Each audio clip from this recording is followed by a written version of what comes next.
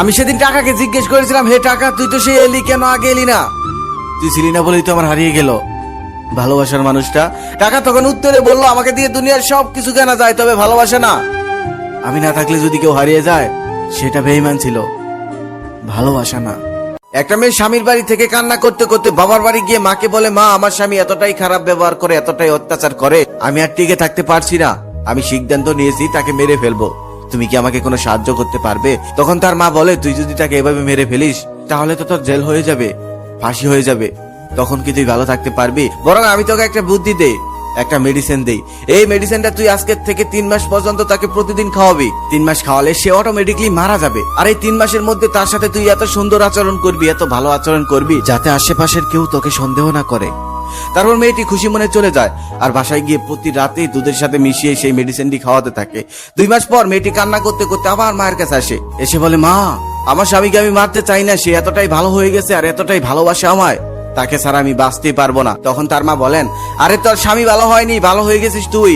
কারো কাছ থেকে ভালোবাসা পেতে হলে তাকে আগে ভালোবাসতে হয়, কারো কাছ থেকে সুন্দর ব্যবহার পেতে হলে তার সাথে আগে সুন্দর ব্যবহার করতে হয়। একটা ছেলে সারাদিন কাজের মধ্যে ব্যস্ত থাকে, হাজারটা টেনশন মাথায় নিয়ে ঘুরে বেড়ায়, বাড়িতে এসে সে যদি ভালোবাসা না পায়, সে তো খারাপ আচরণ করবেই। এখানে দোষটা তোর স্বামীর নয়, দোষটা ছিল তোর। তাড়াতাড়ি যা, অতীতের ভুলের জন্য এখনই গিয়ে ক্ষমা চা। আর হ্যাঁ, ওটা কোনো মানুষ মারার মেডিসিন ছিল না, ওটা জাস্ট ময়দা ছিল তোকে বোঝানোর জন্য। ওটা খেয়ে তোর স্বামী কখনোই মরবে না। সৌদি আরবে তেলের থেকে পানির মূল্য বেশি। শুধু তাই নয়, 1 ফোঁটা পানি সাগর থেকে শহর পর্যন্ত আনতে কতটা কাঠখড় পুরাতে হয়, এটা সৌদিরা খুব ভালোভাবেই জানে। সৌদিরা তেল খরচ করতে ভাবে না, কিন্তু পানি খরচ করতে ভাবে। আর আমাদের দেশে তেলের কত দাম, অথচ পানি আমরা যেমনি ইচ্ছে তেমনি খরচ করি। সৌদিরা তেল খরচ করতে ভাবে না, কারণ তাদের দেশে তেল অ্যাভেলেবেল। আর আমরা পানি খরচ করতে ভাবি না, কারণ আমাদের দেশে পানি অ্যাভেলেবেল। ঠিক তেমনই তুমি যদি কারোর জন্য অ্যাভেলেবেল হও, সে তোমাকে মূল্যহীন ভেবে খরচ করে দিবে। তাই কারোর জন্য অ্যাভেলেবেল হইও না, তুমি যার জন্য অ্যাভেলেবেল হবে সেই তোমাকে সস্তা বানিয়ে দিবে। তাই যেখানে যাও, নিজের আত্মসম্মানটা ধরে রেখো। একজন রাগী মানুষকে তুমি শুধু রাগের সময় ছাড় দিয়ে দাও, রাগ শেষ হয়ে গেলে দেখবে তার থেকে তুমি এমন ভালোবাসা পাবে যে ভালোবাসাটা দুনিয়ার কোনো শান্ত মেজাজের মানুষ তোমাকে দিতে পারবে না। একটা কথা সবসময় মনে রেখো, অতিরিক্ত রাগী মানুষের ভালোবাসাটা অতিরিক্ত হয়, তাদের অনুভূতিটা জনে জনে আসে না। বিচ্ছেদ শুধু প্রেম ভালোবাসাতেই হয় না।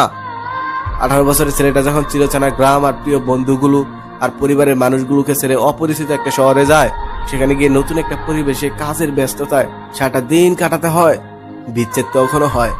এটা একটা মধ্যবিত্ত করে সন্তানরা ভালো বুঝবে। যদি কেউ জীবন থেকে চলে যাওয়ার পরেও হৃদয়ে বসে থাকে, তবে তাকে মুক্ত করে দাও, বাস্তবটাকে মেনে নাও। কেন এমন হলো, এমনটা তো হওয়ার কথা ছিল না, আসলে এইসব প্রশ্নের কোনো উত্তরই হয় না। ধরে নাও সে অন্য কারো, আর তুমি তার কেউ না। রাত 12টার পর তোমার স্বামী যখন তোমার সৌন্দর্যের স্বাদ নেবে, তখন একটা যুবকের ছবি তোমার বুকের বাঁ পাশ থেকে মুছে যাবে। তুমি ভুলে যাবে ওই যুবকটাকে, আর যুবকটা ভুলে যাবে রাতের ঘুমটাকে। তুমি রাত জাগবে তোমার স্বামীকে সুখ দেওয়ার জন্য, আর যুবকটা রাত জাগবে তোমার স্মৃতিগুলি ভোলার জন্য। তুমি তোমার স্বামীর বুকে মাথা লুকিয়ে শান্তিতে ঘুমাবে, আর যুবকটা রাতের পর রাত সিগারেটের পর সিগারেট জ্বালিয়ে তোমাকে ভেবে কান্না করবে। এটাই ছিল ভালোবাসা। একদিন একটি পাখি মৌমাছিকে জিজ্ঞেস করলো, তোমরা এত কষ্ট করে মধু সঞ্চয় করো, সেই মধুগুলো মানুষ চুরি করে নেয়, তোমাদের কষ্ট হয় না? তখন উত্তরে মাঝি বলেন, না, আমাদের কষ্ট হয় না, কারণ মানুষ শুধু আমাদের মধুটাই চুরি করতে পারে, কিন্তু আমাদের কৌশল চুরি করতে পারে না। ঠিক তেমনই জীবন চলার পথে তুমি যদি কিছু হারিয়ে ফেলো, তাহলে আফসোস করে সময় নষ্ট করো না, কারণ জিনিসটাই হারায়, কৌশল কখনোই হারায় না। আবার সেই কৌশলে তুমি নতুন করে অর্জন করে নাও। আর জীবন চলার পথে অনেক কিছু হারাবে, কারণ মানুষ এক হয় না। কোন একজন পুরুষ তোমার সাথে বিশ্বাসঘাতকতা করেছে বলে পুরো পৃথিবী শুদ্ধ পুরুষই খারাপ, তাই না? এমনটা তো হতে পারে না। শারীরিক সম্পর্ক করতে গেলে দুজনেরই সমান মত লাগে। নিজের ইচ্ছায় শরীর দিবা, তারপর সম্পর্ক ভেঙে গেলে সব দোষ পুরুষটার, তাই না? রাগী মানুষগুলো সব করতে পারে, শুধু রাগের সময় নিজেকে কন্ট্রোল করতে পারে না। রাগী মানুষগুলো তার ভালোবাসার মানুষটাকে নিজের জীবনের থেকেও বেশি ভালোবাসতে পারে। আবার রাগী মানুষগুলো রাগের সময় সেই ভালোবাসার মানুষটাকেও আঘাত করতে পারে। আবার রাগ শেষ হয়ে গেলে তার জন্য কান্নাও করতে পারে। ওই যে আগেই বললাম না, রাগী মানুষগুলো সব করতে পারে, শুধু নিজের রাগটাকে কন্ট্রোল করতে পারে না। আমার এক বন্ধু শহরের অনেক বড় একজন ব্যবসায়ী, 4-5টা কোম্পানি, তার মাসে লক্ষ কোটি টাকা ইনকাম, তবে এক মুহূর্তের জন্য শান্তি নেই, সারা দিন শুধু দুনিয়ার পেছনে ব্যস্ত।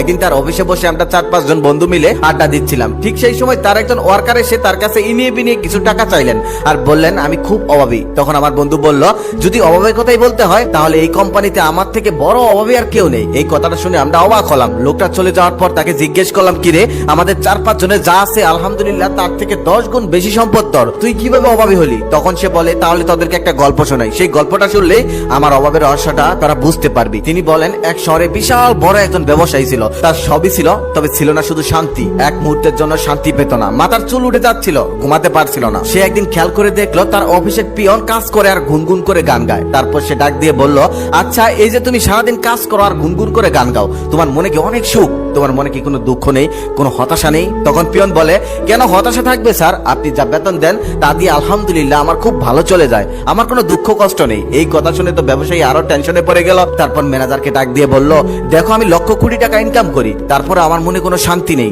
সুখ নেই, অথচ আমাদের পিয়নটা মাসে মাত্র 8,000 টাকা বেতন পায়, কিন্তু ওর নাকি কোনো দুঃখ নেই, কোনো কষ্ট নেই। এর রহস্যটা কি? তখন ম্যানেজার বলেন, আপনি যদি এর রহস্য জানতে চান তাহলে আপনি একটা কাজ করেন, ওই পিয়নকে প্রমোশন দিয়ে একটা বড় পদ দিয়ে দেন আর বেতন করে দেন 2 লক্ষ টাকা।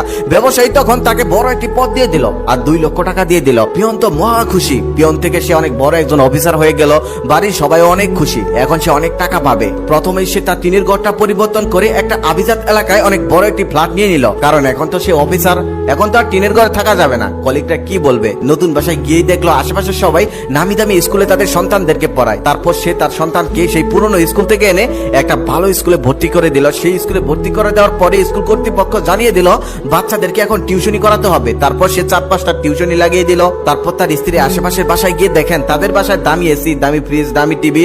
তারপর সে বাসায় এসে তার স্বামীর সাথে জ্ঞানর করে, সবার বাসায় কত দামি দামি আসবাবপত্র, আমাদের বাসায় কিচ্ছু নেই। বেচারা তখন একটা একটা করে কিনতে শুরু করলো। এখন আর সেই 2 লক্ষ টাকায় হচ্ছে না। তারপর সে একটা পার্ট টাইম জব নিল, সেটাতেও হচ্ছে না। আগে স্ত্রীকে বছরে একবার একটা পোশাক কিনে দিলে খুশিতে আত্মহারা হয়ে যেত, আর এখন মাসে 2-3টা কিনছে, তারপরেও সে সন্তুষ্ট না। পরিবারের সবাই তার দিকে তাকিয়ে থাকে, কারণ সে বড় একটা চাকরি করে। বন্ধু বান্ধব, আত্মীয় স্বজন সবাই দূরে চলে গেল তাকে অহংকারী ভেবে। এখন আর তার মুখে গান নেই, কোনো শান্তি নেই, চিন্তায় তার মাথা চুল উঠে যাচ্ছে। অফিসের বস তো আগের থেকে তার উপর নজর রাখছিল। একদিন হঠাৎ তাকে গিয়ে জিজ্ঞেস করলো, কি ব্যাপার, তোমাকে অনেক বড় একটা চাকরি দিলাম, এতগুলো বেতন দিলাম, এখন তো তোমার সুখে থাকার কথা, এখন তো আরো বেশি বেশি গান গাওয়ার কথা, কিন্তু এখন তো তোমার মুখে কোনো গান দেখতেছি না, চুল উঠে যাচ্ছে, এর কারণ কি? তখন পিয়ন বলেন, স্যার আপনি দুনিয়ার কিছু সম্পদ দিয়েছেন, তার সাথে এসেছে 1000টা অভাব। আগে আমার অভাব পড়লে পড়তো 2000 টাকা, আমি যেভাবে হোক ম্যানেজ করে ফেলতাম, কিন্তু এখন আমার অভাব হয় লক্ষ লক্ষ টাকা, আমি সেটা কিভাবে ম্যানেজ করব? এখন আমার ঘুম